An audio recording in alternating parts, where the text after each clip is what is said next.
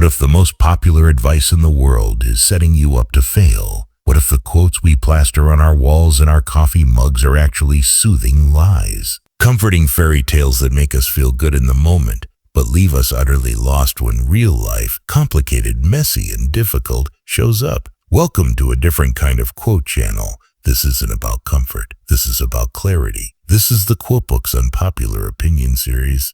And we're starting with 7 quotes that sound wrong, that might even offend your motivation-hungry brain, but contain a terrifying amount of truth. Stick around. By the end of this, you won't see your life the same way. We live in a world saturated with the positivity. And look, I get it. After a hard day, you want to hear that everything happens for a reason, or that the universe has your back. It's a warm psychological blanket. But what happens when that blanket smothers you? When a follow your passion leads to bankruptcy? When a forgive and forget it keeps you trapped in a toxic cycle? Today we're opening a different chapter. We're going to explore quotes that are counterintuitive, brutally honest, and often discarded because they don't give us that easy dopamine hit. Now, these are quotes from philosophers, writers, and thinkers who weren't interested in sugarcoating reality.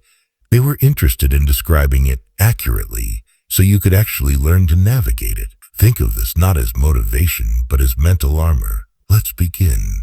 Quote 1. The anti-positivity quote.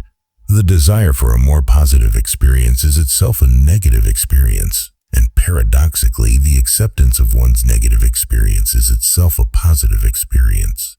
Mark Manson, let's dismantle the multi-billion-dollar positivity industry with one sentence. This quote is a mental judo flip. We're told relentlessly to be positive, to eliminate negativity. So what do? We monitor our own thoughts. The moment a sliver of anxiety, sadness, or anger creeps in, we panic. We think, I'm failing at being happy. I need to fix this feeling now. That panic, that resistance to the negative feeling, that is the true source of your suffering. The second layer of pain you add on top. The unpopular wisdom here: stop trying to be happy. Chasing positivity is like trying to grab smoke. The more frantically you clutch, the less you have. Manson is saying the radical counterintuitive move is to sit with the discomfort, to say, I'm feeling anxious right now. That's a human emotion. It's unpleasant, but it's not an emergency. It will pass. By accepting the negative experience, you dissolve the secondary suffering. You stop the struggle. And in that peace, even within the sadness, there is a fundamental okayness. That's the positive experience he's talking about. It's not joy. It's peace. It's not happiness. It's freedom. Quote 2. The anti-passion quote. Don't follow your passion. Follow your effort. It will lead you to your passions and to success, however you define it. Mark Cuban paraphrased, this might be the most damaging piece of popular advice ever given. Follow your passion. We tell it to graduates, to career changers, to everyone. It sounds so romantic, but for most people it creates a nightmare of anxiety and false starts. Why? Because a passion is fickle. It's an emotion. It comes and goes. What are you passionate about? Maybe it's film or yoga or environmental science, but passion doesn't tell you what to do on a rainy Tuesday morning when you're uninspired facing a mountain of tedious work. Mark Cuban and many other ultra-successful people point to the unpopular alternative. Follow your effort. Where do you naturally expend energy? What kind of work can you lose yourself in for hours? What problems do you enjoy grinding away at, even when it's hard? Quote 5. The everything happens for a reason quote. We suffer more often in imagination than in reality. Seneca, in other world, is governed by cause and effect, not by fairy tales. A harsh truth, this is perhaps the most common, well-intentioned, and ultimately poisonous quote offered during tragedy. Everything happens for a reason. Tell that to a parent who has lost a child. Tell that to someone struck by a random, brutal illness. The implication is that there is some cosmic plan where their suffering was necessary, a thread in a beautiful tapestry they just can't see. This can feel utterly invalidating. The unpopular but more honest and ultimately more empowering perspective comes from stoicism and realism. Everything does not happen for a reason, but you can find or create reason in anything that happens. The universe is not a sentient being plotting your character arc. It's a complex web of cause, effect, and randomness. Sometimes terrible, meaningless things occur.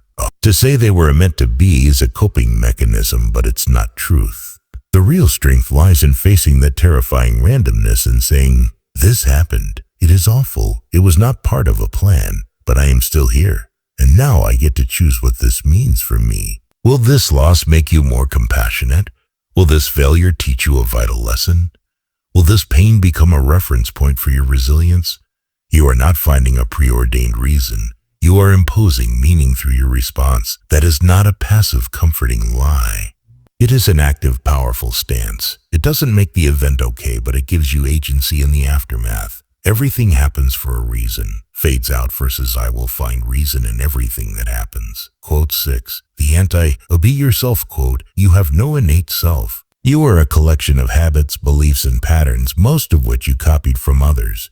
The goal isn't to find yourself, but to create yourself. A philosophical amalgam. Just be yourself. The ultimate advice for dates, job interviews, life. But what if it's nonsense?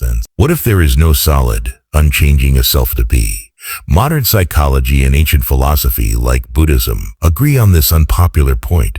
The self is not a noun, it's a verb. You are not a fixed statue. You are a river, constantly flowing, shaped by the banks of your experiences and actions. The idea of an authentic self you must uncover is a myth that leads to paralysis. Am I being authentic right now?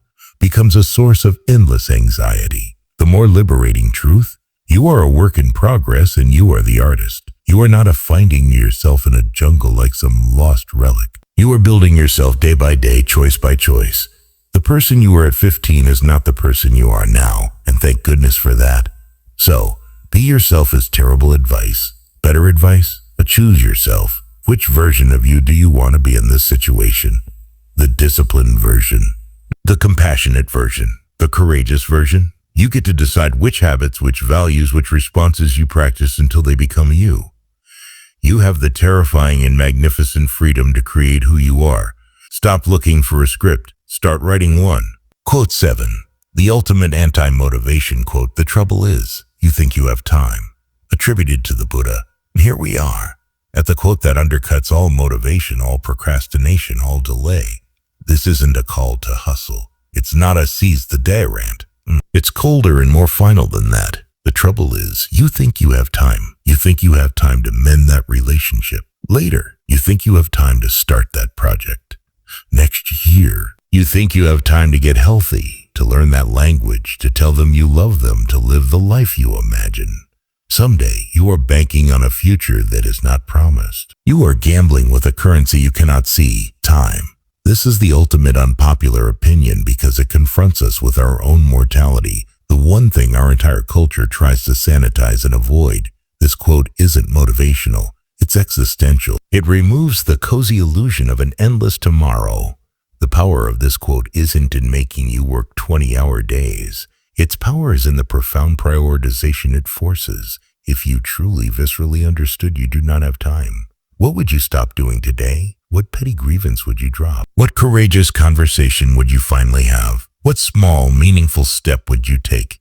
It's not about fear, it's about focus. Stripped of the illusion of time, you are left with only what is essential. That is the clearest, most powerful lens through which to view your life.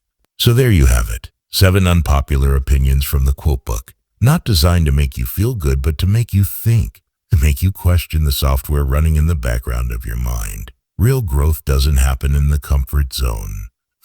It happens when we are willing to examine the uncomfortable, the counterintuitive, the truths that don't fit on a bumper sticker. This is just chapter 1. If this resonated with you, if it frustrated you, enlightened you, or made you nod slowly, then you're exactly who this channel is for. Do 3 things for me. 1. Smash that subscribe button.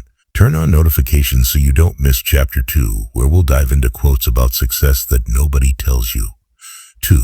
Let me know in the comments which one of these unpopular opinions hit you the hardest. Or which one do you completely disagree with? The conversation is the best part.